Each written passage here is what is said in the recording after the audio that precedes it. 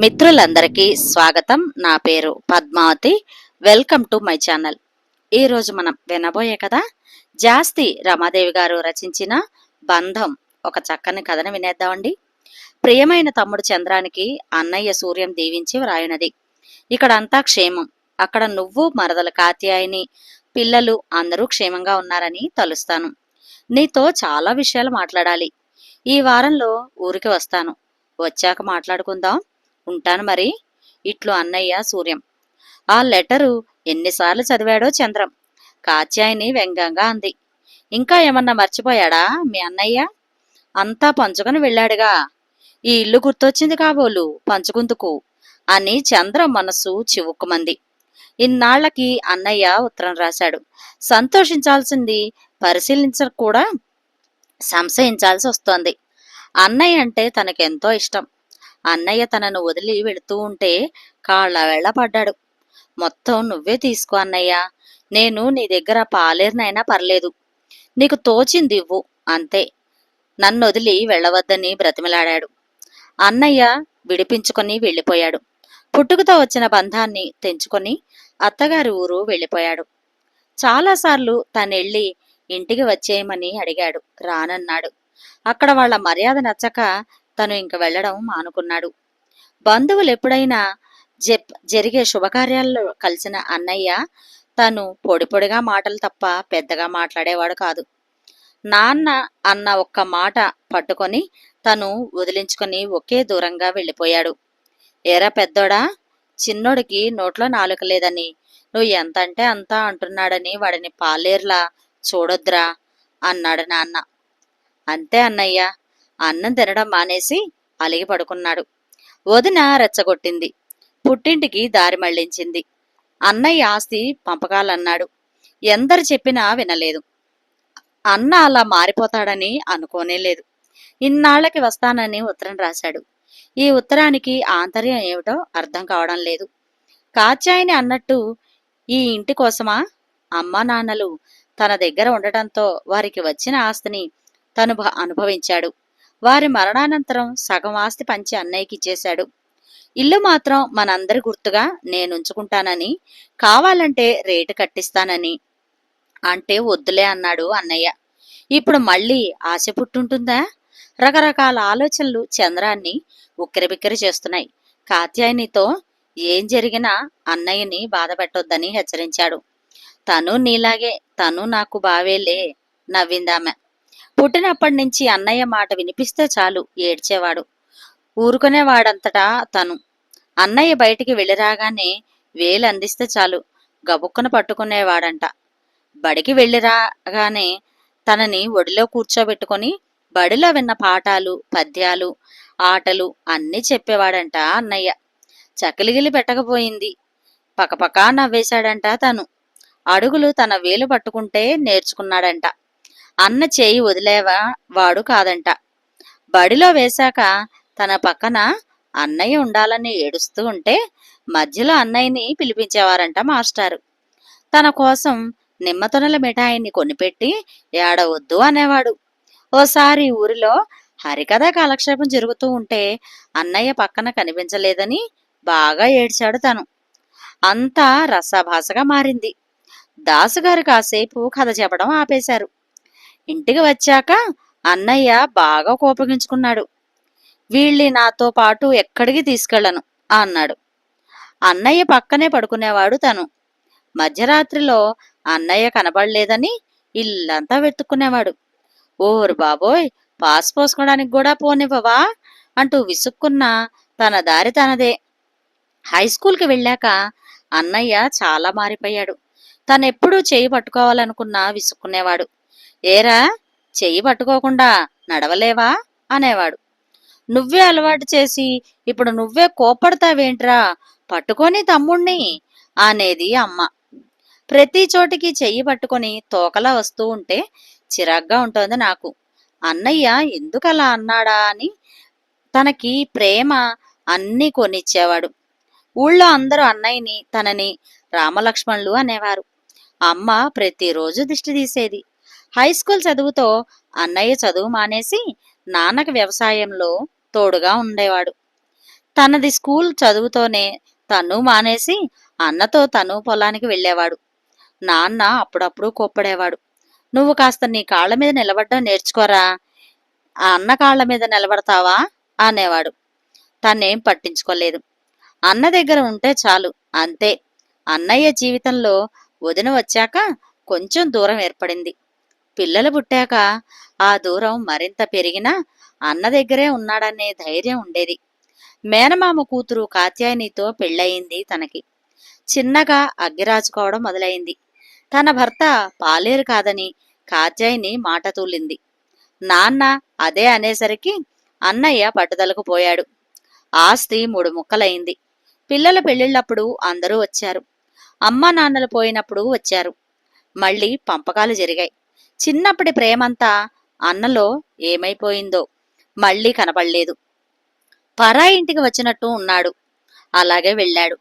ఏడాది కాలం మాసికాలకు అప్పుడైనా కలుస్తామనుకున్నా కుదరలేదు. ఎవరిళ్లల్లో వాళ్ళు చేసుకున్నారు. పిల్లలకి పిల్లలు పుట్టి చాలా మార్పులొచ్చేశాయి. మళ్ళీ ఇన్నాళ్లకి 30 ఏళ్ల తర్వాత అన్నయ్య తనని తమ్ముడు అని సంబోధిస్తూ ఉత్తరం రాశాడు. ఈ వారంలో వస్తానన్నాడు. ఆత్రంగా ఎదురుచూస్తూ ఉన్నాడు అన్నయ్య కోసం చంద్రం.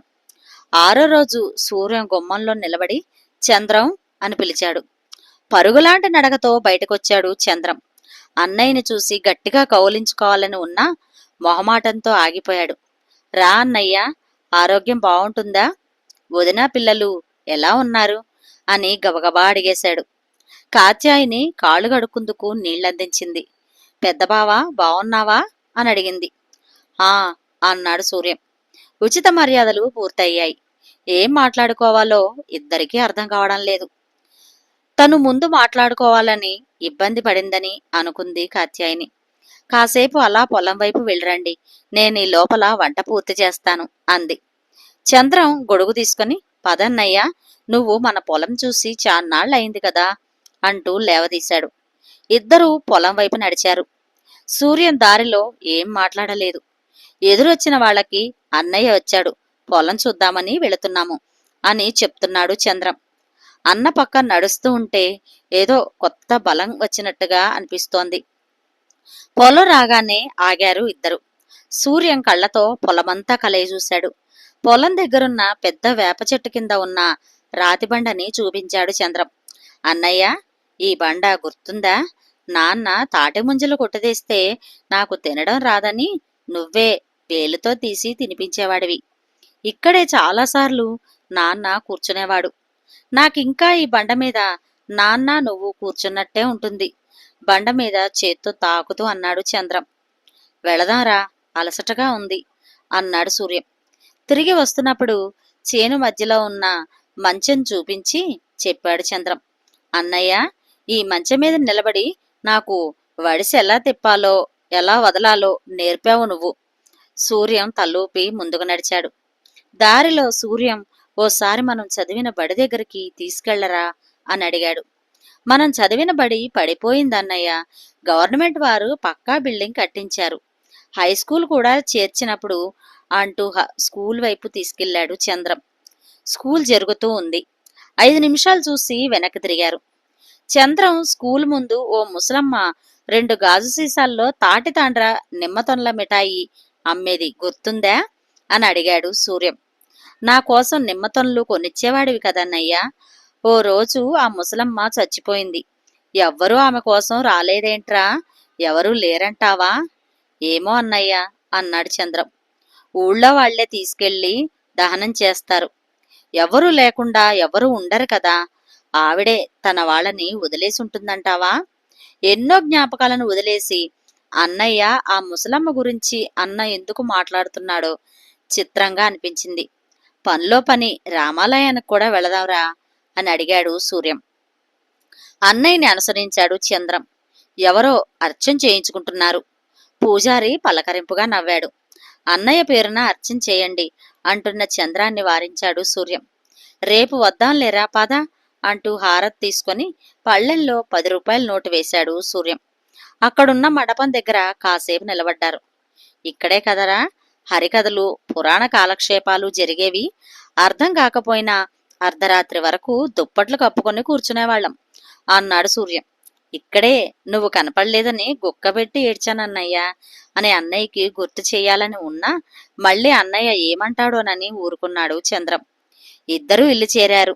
కాత్యాయిని బావగారికి ఇష్టమైన గుత్తి వంకాయ కూర చేసి పప్పుచారు చేసి వడియాలు వేయించింది. గడ్డ పెరుగు ముందు నెయ్యి వడ్డించబోతూ ఉంటే నాకు మజ్జిగన్నం చాలు, అన్నీ తింటే అరగవు, ప్రయాణం కదా అంటూ మజ్జిగన్నం తిన్నాడు సూర్యం. కాత్యాయిని ఏదో అనబోయింది, కానీ భర్త వైపు చూసి ఆగిపోయింది. ఇద్దరూ భోజనాలు ముగించారు. వసారాలో మంచం ఉంటే నడుం వాల్చాడు సూర్యం. టేబుల్ ఫ్యాన్ పెట్టి కాస్త దూరంగా తను మంచం వేసుకున్నాడు చంద్రం. ఇలా వచ్చి కాసేపు కూర్చో చంద్రం అన్నాడు సూర్యం. దేవుడు వరమిచ్చినట్టు గబుక్కున అన్నయ్య పక్కలో కూర్చున్నాడు చంద్రం. అలసటగా కళ్ళు మూసుకున్నాడు సూర్యం. చంద్రం ఏదో ఆలోచిస్తూ ఉన్నాడు. అన్నయ్య ఏదో మాట్లాడాలనుకుని మాట్లాడలేకపోతున్నాడా? పోనీ తనే అడగాలంటే అన్నయ్య ఏం బాధపడతాడో, ఏం వినాల్సి వస్తుందో అనే భయం ఒక పక్క. కాసేపటికి సన్నగా గురకలా వినిపించింది. సూర్యం నిద్రపోయాడు. చంద్రం అన్నయ్యని చూస్తూ కూర్చున్నాడు. ఎన్నాళ్ళైపోయింది ఇలా అన్నయ్యకి దగ్గరగా ఉండి చూసి. బంధువుల పెళ్లిళ్లప్పుడు తను బయలుదేరుతూ ఉంటే కాత్యాయిని వారించేది. ఓపిక లేనప్పుడు ఎందుకు వెళ్లడం, పిల్లల్ని వెళ్ళమని చెప్పొచ్చుగా అని. తనే బయలుదేరడానికి కారణం అన్నయ్య వస్తే కనిపిస్తాడని. అన్నయ్యకు బదులు అన్నయ్య కొడుకులు రమణ రాఘవ కనిపిస్తే ఎంతో నిరాశగా ఉంటాడో. అన్నయ్య ఎలా ఉన్నాడ్రా అని అడిగితే బాగానే ఉన్నాడు బాబాయ్ అంటారు. రాకపోకల్లేని బంధం, మాటలు పొసగవు, పొగడవు. చూడాలని ఉన్నా ఏమంటాడోనని భయం. కాలం దొర్లిపోయింది. సూర్యం మెలకు వచ్చినట్టుగా కదిలాడు. చంద్రం లేచి నిల్చున్నాడు. కాత్యాయిని లోపల ఏదో తయారు చేస్తోంది. పొద్దున ఎవరో జున్నపాలు తెచ్చిస్తే వండి ఉంచింది. చల్లారితే బావుంటుందని. సూర్యం లేచి మొహం గడుక్కున్నాడు. కాత్యాయిని గారెలు అల్లపచ్చడి జున్ను తెచ్చి బావగారి ముందు పెట్టింది. కాస్త కాఫీ ఇవ్వు కాత్యాయిని అన్నాడు సూర్యం. కోపంగా అవన్నీ పట్టుకెళ్ళి వంటగది గట్టు మీద పడేసింది. వయసు మీద పడుతోందని అన్నయ్య భయపడుతున్నట్టున్నాడు. భార్యకి సర్ది చెప్పాడు చంద్రం. కాఫీ తాగి చొక్కా వేసుకుని ఇంక నేను బయలుదేరతాన్రా అన్నాడు సూర్యం. చంద్రం తెల్లబోయాడు. 2 రోజులు ఉండొచ్చు కదా అన్నయ్య అని ప్రాధేయపడ్డాడు. లేదురా, నాకు చాలా పనులున్నాయి అన్నాడు. పనులు పిల్లలు చూసుకుంటారులే అన్నయ్య, మన పనులు మనమే చూసుకోవాలి. అక్కడి దాకా వస్తావా అన్నాడు సూర్యం. అన్నయ్య వెంట నడిచాడు చంద్రం. ఇద్దరూ భారంగా నడుస్తూ ఉన్నారు. దారిలో ఎవరెవరో అన్నదమ్ముల్ని పలకరించారు. బస్సు ఇంకా రాలేదు. ధైర్యం చేసి చటుక్కున అన్నయ్య చేయి పట్టుకున్నాడు చంద్రం.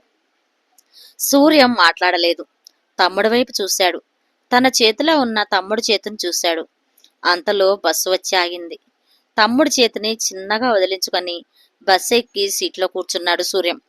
మళ్ళీ దూరం అయిపోతున్న అన్నయ్యని చూస్తూ ఊపాడు చంద్రం. సూర్యం తమ్ముణ్ణి చూశాడు. జాగ్రత్తగా వెళ్ళు అన్నాడు. బస్సు దుమ్ము రేపుకుంటూ వెళ్ళిపోయింది. అసలు అన్నయ్య ఎందుకు వచ్చినట్టు అన్నది ప్రశ్నగా మిగిలిపోయింది చంద్రానికి. అన్నయ్య ఫోన్ చేస్తాడని, మళ్ళీ ఉత్తరం రాస్తాడని చాలా రోజులు ఎదురుచూశాడు చంద్రం. నిద్ర మంచం దెక్క ముందే ఫోన్ మోగడంతో పిల్లలు చేసుంటారు అనుకుంటూ హలో అన్నాడు. బాబాయ్, నేను రమణని మాట్లాడుతున్నాను. రాత్రి నాన్న జరిగిపోయాడు. ఎలా జరిగింది కంగారుగా అడిగాడు చంద్రం. నీరసంగా ఉందని పెందలాడే పడుకున్నాడు. నిద్రలోనే. చంద్రం ఆసరాగా కాచాయిని చేయి పట్టుకున్నాడు. అన్నయ్య వెళ్ళిపోయాడు. దుఃఖాన్ని దిగమింగుతూ పిల్లలకి ఫోన్లు చేశాడు. ఏదో మనసు మార్చుకుని వచ్చాడనుకున్నాను గాని ఆఖరి చూపుల కోసం వచ్చాడని అస్సలు అనుకోలేదు అంటూ కళ్ళు తుడుచుకుంది కాచాయిని. అన్నయ్య ఎందుకు వచ్చినట్టు అన్న ప్రశ్నకి జవాబు దొరికింది చంద్రానికి. ఈ లోకంలో ఏది శాశ్వతంగా ఉండిపోదు. మన పనులు మనం చేసుకుంటూ ముందుకు పోవాలి అని అన్నయ్య తనకి చెప్పకనే ధైర్యం చెప్పి తిరిగి రాలేని లోకానికి శాశ్వతంగా వెళ్ళిపోయాడు.